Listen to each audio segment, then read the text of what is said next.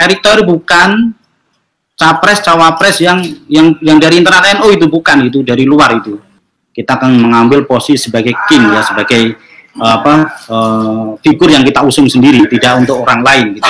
Kenapa? Karena ini juga bagian dari apresiasi kita tentang kaderisasi di partai.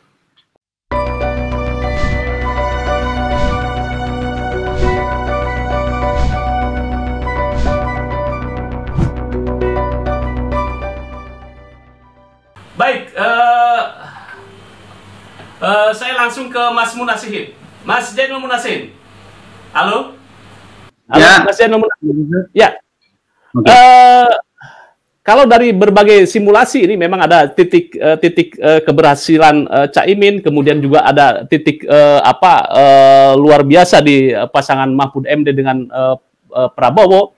Dan juga elektabilitas menurut warga NU adalah yang tertinggi adalah Mahfud MD. Bagaimana Anda melihat hasil survei ini sebagai petinggi PKB? Silakan Mas.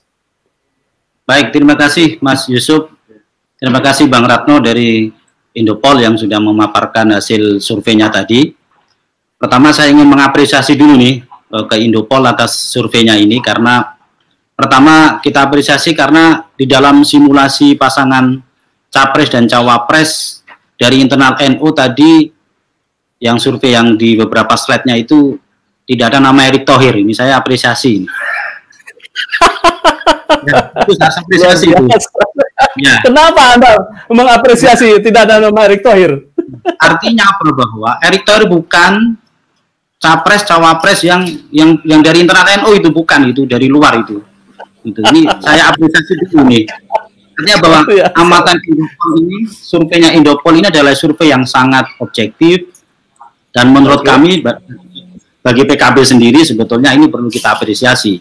Ini juga sinyal buat teman-teman di NU bahwa kalau ingin mengusung pasangan capres dan cawapres itu kalau bisa ya dari internal NU lah, kader asli.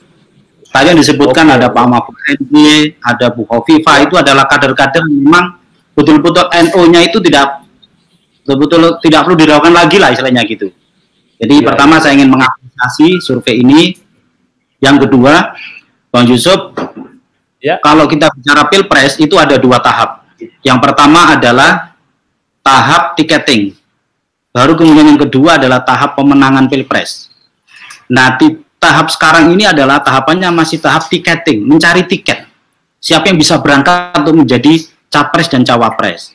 Nah, ketika bicara soal tiketing, maka kita akan berhadapan dengan ketentuan peraturan undang-undangan.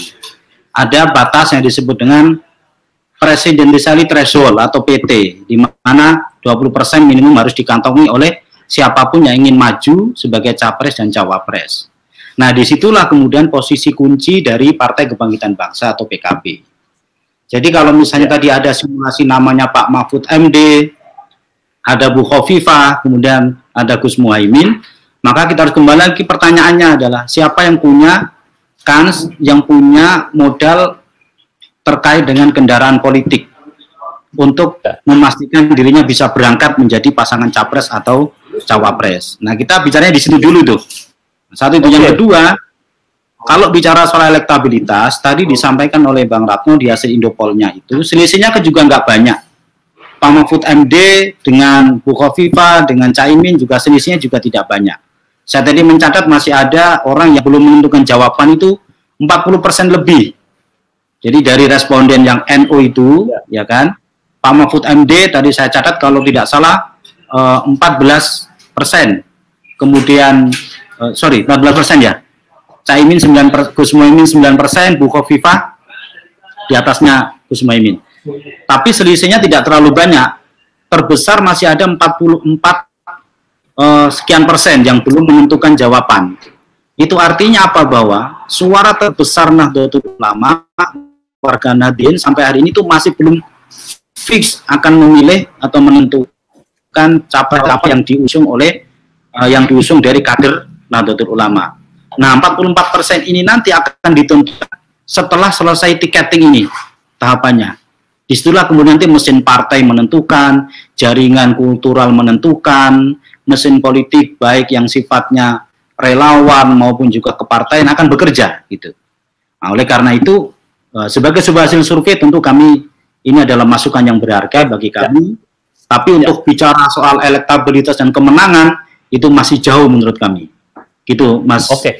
Jadi menurut Anda itu selisih tidak begitu banyak, ini optimis bahwa Caimin atau Gus Muhaimin itu bisa mendapat tiket dari warga NU. Begitu.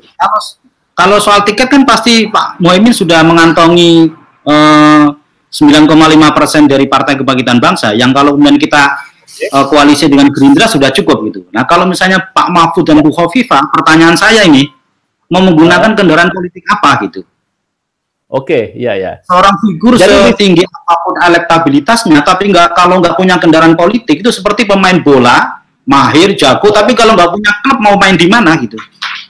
Oke, ya. Itu kelebihan Caimin ya. Oke, di situ ya. Oke, yang kedua, saya dengar ini, saya mendengar ini kabar perlu diklarifikasi.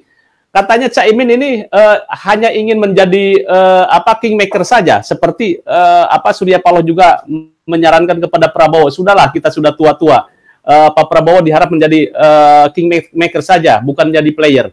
Apakah Caimin atau PKB ini akan ada opsi seperti itu? Katakan Pak Mahfud MD sekarang kan elektabilitasnya tinggi nih.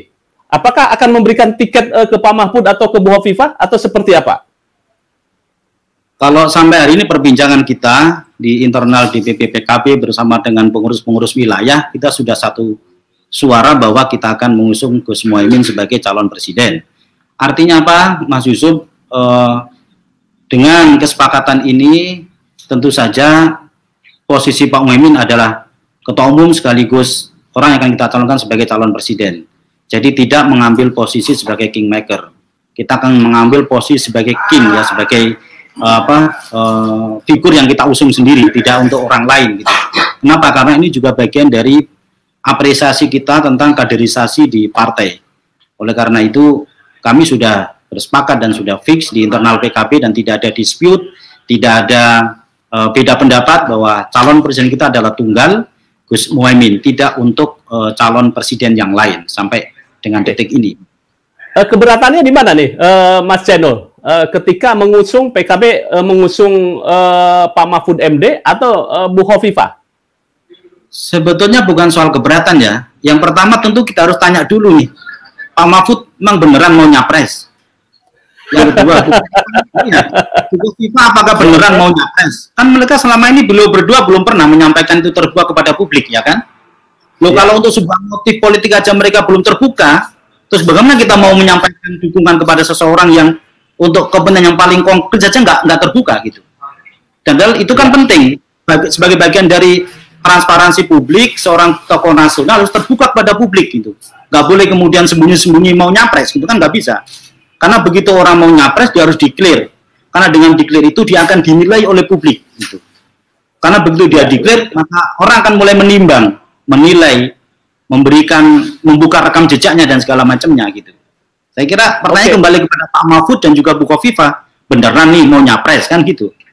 Ya, kalau seandainya beneran nih Pak Mahfud, Bu Khofifah gitu kan, karena elektabilitasnya tinggi gitu ya, apa PKB akan mendorong atau mendukung gituan ya, rela melepaskan tiket itu kepada Pak Mahfud atau seperti apa? Kalau sampai hari ini saya kira peluang capres di PKB ada di Gus Muhaimin ya. Tapi kalau ada kader NU yang ingin diusung oleh PKB, yaitu saya kira masing-masing orang. Tapi ada prosedur, ada tahapannya. Kan banyak kendaraan nih. PKB itu adalah kendaraan politik. Supirnya namanya Gus Muhaimin. Ketika ada orang lain yang ingin menggunakan kendaraan PKB, ngomong dulu dong ke supirnya kan gitu. Kan nggak bisa kemudian kan nggak bisa kan ada fatsun politik yang harus dilalui gitu. Ngomong baik-baik dong ke PKB. Gus Muhaimin, saya ingin nyapres. Nanti kan ada pembicaraan di internal kita. Oh ya silakan nyapres, galang dukungan, bikin survei segala macamnya kan gitu. Nanti kembali lagi ke kita gitu. Saya sudah galang dukungan, suara saya sekian kan harusnya gitu. Itu fasun politiknya harusnya begitu. Gak bisa langsung kemudian saya mau nyapres harus didukung kan nggak bisa gitu. Saya kira semua partai sama. Oke, Mas Munasin, terima kasih. Nanti kita sambung kembali.